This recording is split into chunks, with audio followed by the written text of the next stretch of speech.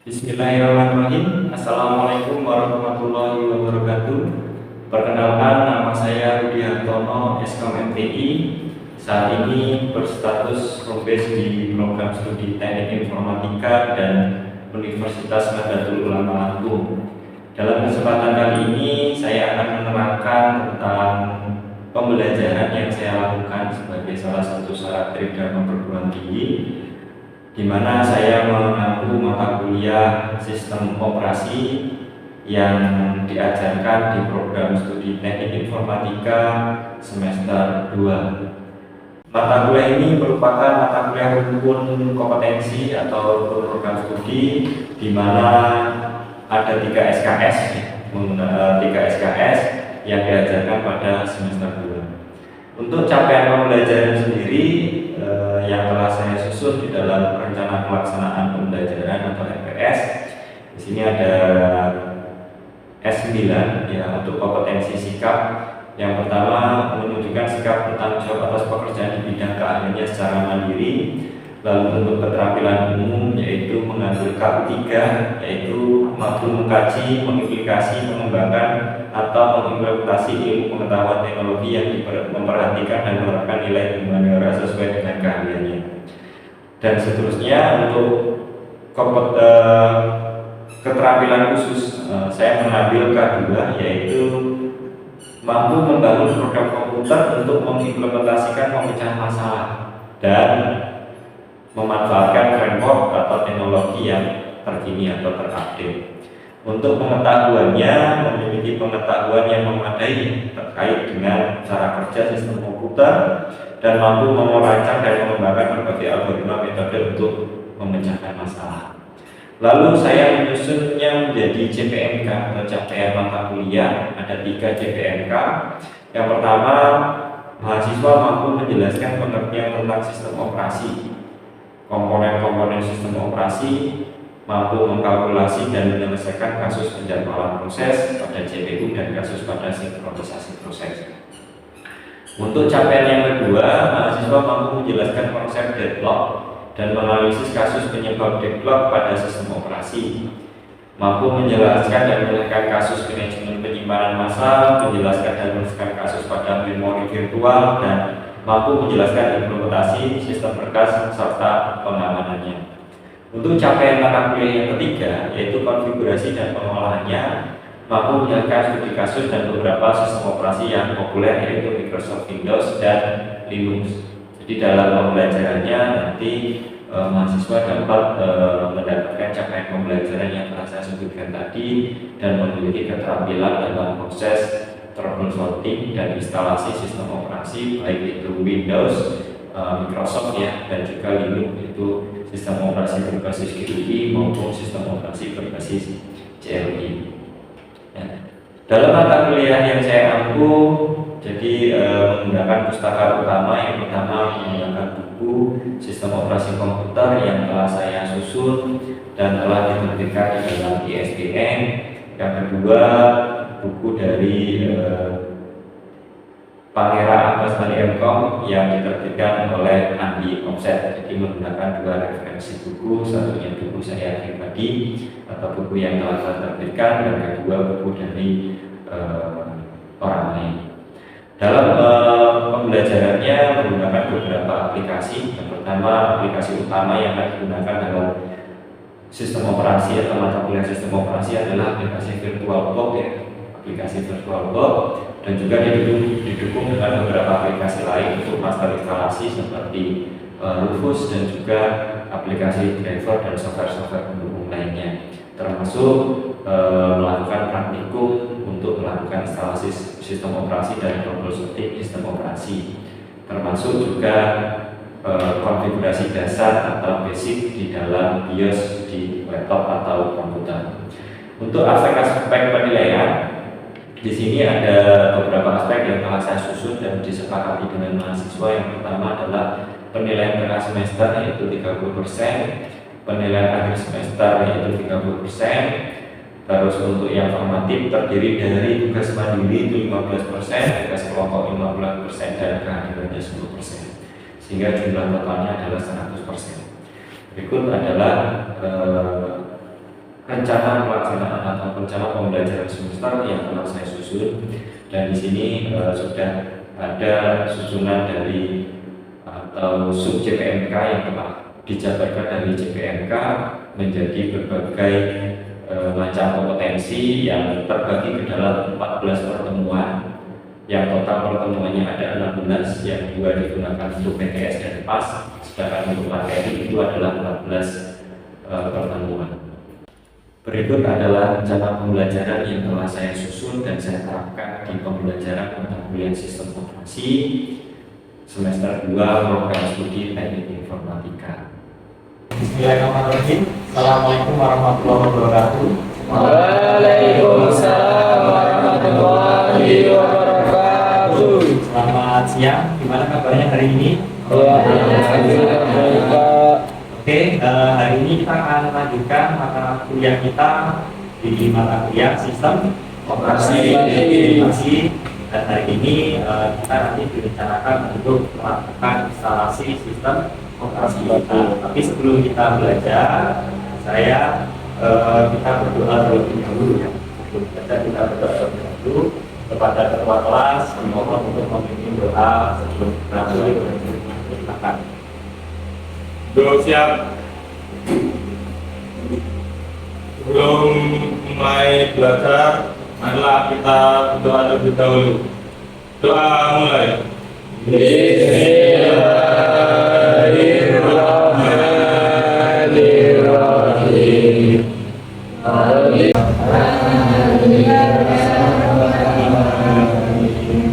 Alhamdulillahirrahmanirrahim. Kita sudah berdoa bersama-sama. Itu saya mau ngecek absensi dulu ya. Apakah hari ini hadir semua? Hadir. Kita cek terlebih dahulu ya. Kita mulai absensinya ya. Irsyad Safi'i, Ahmad Fatul Dermawan, Muhammad Atta, hadir. Isna, Ali Mudin, hadir. Maiza Maulana Fikri, Kristiansa, hadir. Fitri Istiqomah, Iya Kari Rosin. Alhamdulillah ya, hadir semua pada hari ini. Kita akan lanjutkan materi kita, tapi sebelum itu saya akan mereview dulu materi kita yang kemarin sebelum kita praktek hari ini. Kemarin kita telah mempelajari tentang BIOS ya. BIOS itu kepanjangan dari apa? Basic Input Output System, yang berfungsi untuk apa?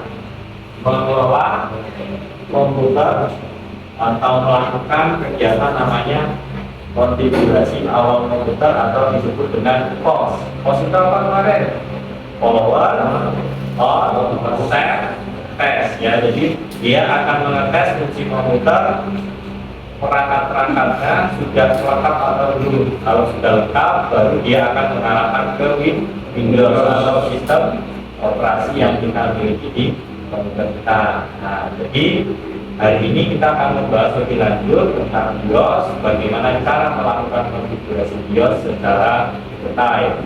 Setelah itu nanti kita akan menyiapkan namanya master instalasi. Nah, jadi kita praktek pakai flash disk. Nah, jadi kita masukkan dalam flash disk itu sistem operasinya yang sudah kita siapkan ya, kalau isunya. Setelah itu kita praktek melakukan instalasi secara virtual menggunakan aplikasi virtual. Yang pertama, kita akan mencoba untuk melakukan konfigurasi BIOS. Nah, konfigurasi BIOS itu menggunakan apa?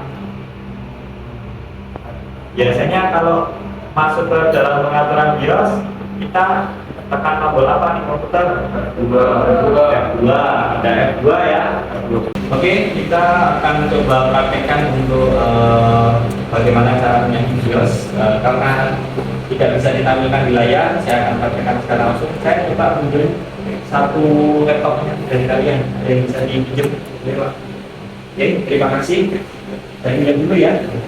Oke, kita akan lihat bagaimana cara menyambung BIOS di dalam laptop ini. Ini adalah laptop mereknya dari HP ya. Nah, ini posisi wacomnya dulu. Jadi setelah ini kita harus restart terlebih dahulu ya. Kita tekan tombol start, lalu kita restart. Ini masih proses restart, jadi kita tunggu sampai 3 bulan lagi. Setelah itu kita tombol function untuk masuk ke dalam BIOS. Nah, di sini kita menggunakan tombol F10. Tunggu 2 lagi seperti ini. Nah, ini adalah tampilan BIOS. Tampilan BIOS di laptop HP. Di sini ada beberapa menu. Di bagian atas ada main, ada security, ada configuration, ada boot option. Yang pertama adalah main. Main ini adalah menerangkan tentang komponen-komponen dan spesifikasi yang ada pada laptop kita, mulai dari waktu, prosesor, terus RAM, dan lain sebagainya. Ini ada pada menu main. Yang kedua adalah menu security, ini untuk mengatur password dan administrator password di dalam BIOS kita. Sebelahnya lagi ada menu configuration, nah ini konfigurasi tentang image, bahasa, ada virtualization, ada pen, game mode, dan lain sebagainya. Terus di sebelahnya lagi ada menu boot option. Nah, menu boot option inilah yang akan kita gunakan untuk mengatur boot teori yang akan kita gunakan untuk install sistem operasi. Nah, ketika kita sudah siapkan sebuah flash disk ya. Nah, ini ada flash disk. Nah, di sini sudah saya siapkan, isinya adalah sebuah sistem operasi Windows. Nah, di sini saya tinggal colokkan saja, lalu dia akan mendeteksi flash disk yang saya colokkan. Nah, flash disk yang saya colokkan ini saya bisa buka namanya boot manager ya, boot manager, lalu saya enter, saya pilih flash disk, saya pilih sumbernya dari flash disk. Nah, seperti ini. Setelah itu saya bisa tekan F10 ya, atau simpan dan keluar, atau kita bisa gunakan menu exit juga bisa. Kita bisa ke sebelah kanan menu exit, save, change, and exit, lalu kita pilih enter, lalu kita pilih yes, lalu kita enter. Nah, setelah ini dia akan masuk ke proses instalasi. Nah, tapi sebelum masuk proses instalasi, kita harus menyiapkan namanya master instalasi seperti ini terlebih dahulu. Kemarin saya sudah memerintahkan membawa flash disk, bawa ya. Nah, hari ini kita ngatur BIOS sudah bisa. Nah, kita harus menyiapkan dulu apa ini? Master Windows atau master instalasi. Ini contohnya tadi bagikan. Oke, terima kasih. Silakan dikeluarkan flash disknya semua. Bagisnya dikeluarkan semua. Saya akan menunjukkan cara melakukan ekstrak sistem operasi ke dalam Windows. Kita membutuhkan sebuah aplikasi. Aplikasi yang akan kita gunakan namanya adalah aplikasi Rufus. Nah, saya akan share aplikasi Rufusnya ya. Oke, nanti silakan kalian download via link. Saya akan share dulu aplikasi Rufusnya, silakan kalian download masing-masing di ya. Saya akan share. Silakan buka, kita download aplikasinya terlebih dahulu. Ini yang saya share tadi ya, sudah saya sharekan. Oke, saya akan membuka dulu aplikasi Rufusnya. Kebetulan saya di sini menggunakan versi Rufus 3.13. Ini saya buka ya aplikasi Rufusnya, saya running. Ini aplikasinya. Silakan jika kalian juga kalian running. Silakan dirunning, dijalankan sampai ada tampilan seperti ini. Ini aplikasi Rufusnya. Sudah muncul semua? Ya, sudah ya. Selanjutnya flash disk. Nah, flash disk yang kita miliki kita colokkan ke laptop kita masing-masing. Silakan colokkan di flash disknya ya, di laptop masing-masing. Secara otomatis, di bagian sini device. Nah, ini di aplikasi Rufusnya ada device ya. Nah, the flash ini akan membaca flash disk yang tertolak. Silahkan dicek. Tidak ada ya? Nah, kalau sudah ada, kita tinggal milih namanya boot selection. Nah, ini kita seleksi, kita klik select. Kita cari di mana kita menyimpan master atau file ISO sistem operasi yang akan kita install. Kemarin saya sudah share link untuk mendownload instalasi atau file ISO with Windows. Sudah di-download semua. Silakan dibuka, dicari di boot selection, ya, boot selection, klik tombol select. Nah, selanjutnya dipilih. Di sini saya akan menggunakan Windows 10 ya. Boleh kalian pakai Windows 7 atau Windows 8 terserah, bebas. Jadi saya tidak membatasi itu. Kita pilih salah satu Windows yang akan kita gunakan. Oke, di sini saya menggunakan Windows yang saya miliki. Setelah itu diklik open ya. Open seperti ini. Selanjutnya dia akan mendeteksi dan di sini semua fitur-fiturnya menjadi aktif. Kita bisa lihat fitur-fitur yang ada di sini menjadi aktif nih. Yang pertama ada partition scan, ada target system. Di sini ada GPT dan QWV. Ya, ini jika kita gunakan untuk menginstal laptop yang tipe terbaru atau tipe QWV. Tapi kalau kita nanti install laptop yang agak lama, agak jadul, biasanya kita pilih yang legacy atau di sini kita pilih yang MBR. Jadi saya berikan contoh seperti ini. Di sini ada pakai scan-nya, ada dua pilihan, ada MBR, ada CD. Kalau laptop yang agak lama, mungkin di bawah tahun 2016, 2017 itu masih menggunakan biasanya MBR, ya, itunya MBR. Kita bisa pilih MBR. Tapi kalau yang sudah mulai terbaru, kita bisa gunakan nanti yang CD. Berikutnya ada format option, di sini ada volume label. Jadi nama volume labelnya ini bisa kita ubah. Misalkan saya akan merubahnya menjadi Windows. Ya. Kita buat tulisannya master Windows seperti ini. Setelah semua kita setting, berikutnya tinggal kita klik start. Nah, ketika klik start pasti akan muncul seperti ini. Ini artinya warning ya. All data on device, data yang ada di dalam flash disk yang saya colokkan tadi akan hilang semua karena dia akan di-format. Tetap kita setujui, kita klik OK.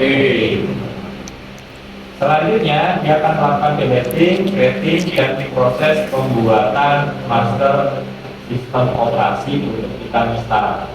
Di sini dia sudah proses.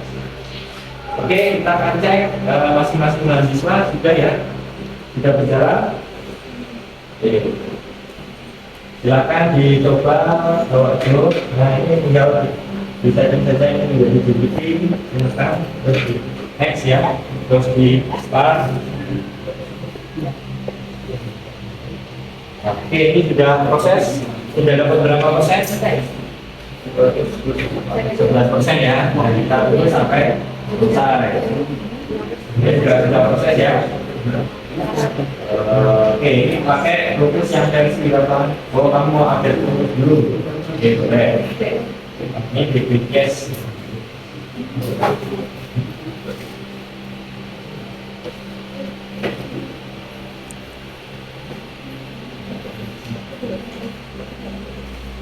Oke, kita tunggu sampai proses ekstraksi file ISO ke dalam flash disk selesai. Oke, jika sudah selesai, selanjutnya kita akan melakukan proses instalasi. Nah, karena kita menginstalasinya tidak secara asli, karena kalau secara asli nanti program-program yang ada di laptop kalian akan hilang semua, maka kita akan menggunakan fitur virtualisasi. Nah, kita menggunakan aplikasi apa kemarin? VirtualBox. Ya, VirtualBox yang sudah saya bagikan sudah diinstal semua? Sudah. Silakan aplikasi VirtualBox-nya dibuka semua. Irani, saya juga akan buka ya.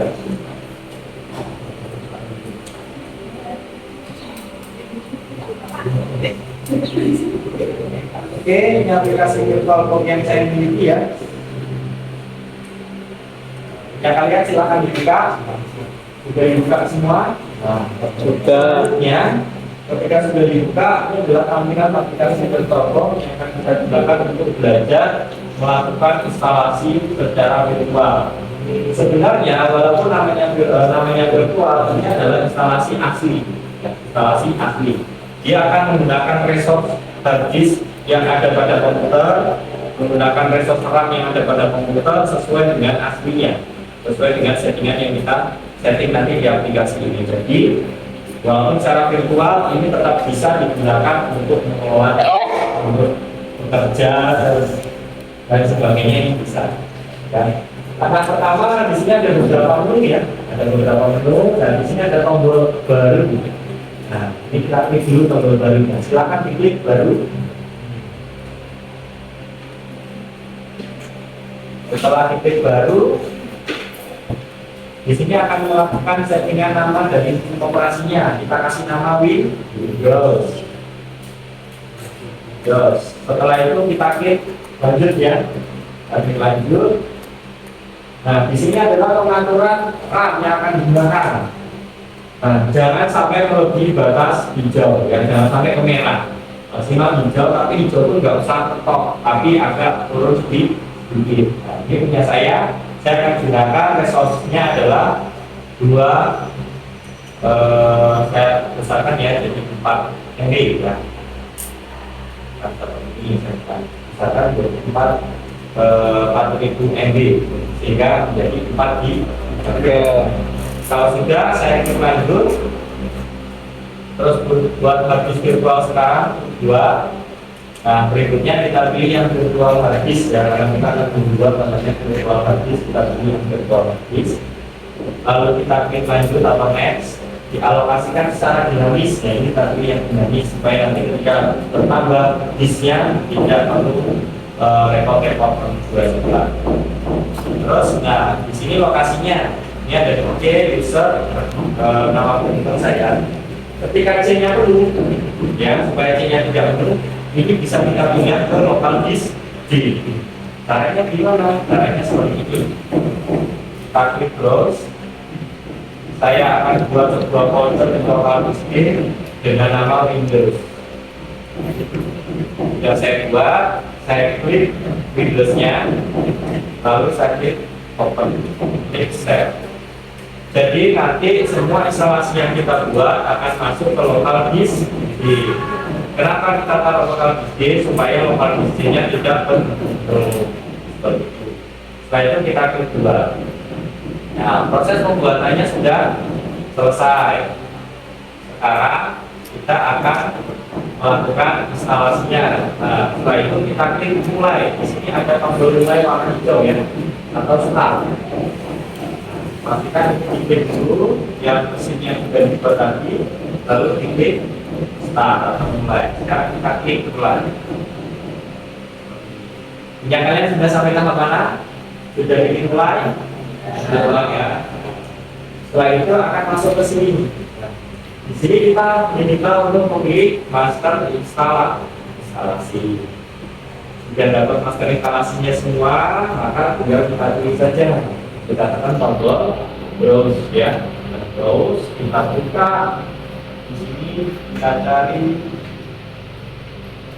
Windows, kita cari Windows-nya. Saya menggunakan di sini Windows 7 saja. Ya, supaya apa? Supaya dia lebih cepat. Misalkan kita gunakan Windows 7, lalu kita pilih, lalu kita klik mulai. Ini adalah proses awal tampilan untuk instalasi Windows ya. Dia masih launching Windows file seperti ini. Nah, tempat kalian sudah berjalan, ya. Berjalan seperti ini. Kita dulu sampai dia nanti membuka proses instalasi. Nah, ini adalah pengaturan untuk language atau bahasa. Ada tag, format, keyboard. Nah, kita ganti yang bahasa saja. Yang tag saja, yang bahasa tetap bahasa Inggris.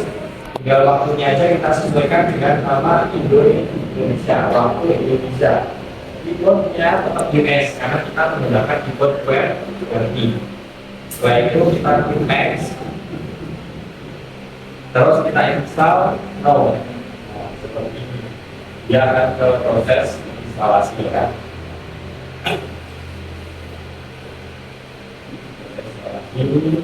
Nah, di sini kita diminta untuk memilih versi Windows-nya. Di sini saya memilih versi 64 bit. 64 bit. Nah, setelah itu saya klik next. Saya cetak persetujuannya. Di sini ada persetujuan kita cetak. Lalu kita klik next lagi. Lalu kita klik kostum untuk partisi. Ini adalah partisi. Nah, partisi ini bisa kita buat dua, lokal disk C dan lokal disk B. Lokal disk C fungsinya untuk apa? Untuk menyimpan sistem. Lokal disk B kita gunakan untuk menyimpan data. C untuk sistem dan aplikasi, lokal disk B untuk data. Ini akan kita buat dua. Cara buatnya gimana? Seperti ini. Silakan diikuti ya. Langkah-langkahnya diikuti ya. Silakan dicek di laptop masing-masing sambil praktek bareng-bareng. Nanti silakan diikuti. Langkah yang pertama kita klik dulu drive optionnya. Lalu kita klik new. Lalu kita atur besarnya berapa lokal disknya sesuai dengan keinginan kita. Seperti ini. Setelah itu klik apply. Oke. Nah, ini sudah jadi. Yang partisi pertama dia termasuk dua, satunya adalah sistem reservoir, satunya disk partition 2. Yang ketiga masih kosong alokatornya. Pun alokator ini yang pun alokator ya, ini akan digunakan sisanya untuk lokal disk. Maka kita baru lagi kita klik new, lalu klik apply. Nah, setelah selesai kita akan proses instalasi. Dari sini ada yang mau bertanya? Ya, Ari, apa pertanyaannya? Itu kan instalasi sistem operasi Windows sudah selesai Pak. Ya, terus langkah-langkah selanjutnya itu kita harus apa? Oke, terima kasih atas pertanyaannya. Jadi, setelah instalasi Windows itu selesai, komputer belum bisa digunakan secara maksimal. Kenapa? Karena baru sistem operasinya saja yang telah selesai kita install. Supaya komputer atau laptop bisa digunakan secara maksimal, kita harus melakukan instalasi tambahan. Yang pertama adalah instalasi driver, ya. Yang kedua, menginstal aplikasi atau software. Misalkan seperti Microsoft Office, Google Chrome, aplikasi editing, aplikasi video, aplikasi musik dan lain sebagainya, sehingga komputer atau laptop bisa digunakan untuk pekerjaan sehari-hari. Cukup ya untuk pertemuan hari ini.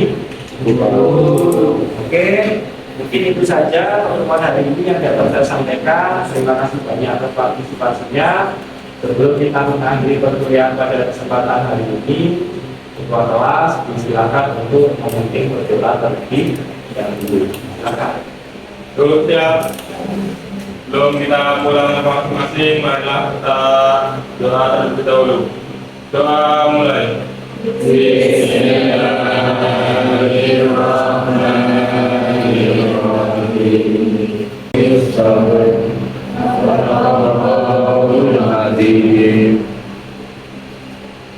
Baik, kita sudah berdoa bersama-sama. Untuk selanjutnya silakan kalian pulang ke rumah masing-masing. Yang tiket hari ini tolong nanti ruang kelasnya dibikin terlebih dahulu sehingga besok ketika digunakan kelasnya sudah bersih. Jangan lupa penanggung jawab kelas nanti rektor dan kebutuhan lainnya dikembalikan ke biro rumah tangga. Itu saja yang dapat saya berikan untuk pembelajaran hari ini. Terima kasih atas partisipasinya. Kurang lebihnya mohon maaf. Wassalamualaikum warahmatullahi wabarakatuh. Waalaikumsalam warahmatullahi wabarakatuh. Boleh silakan.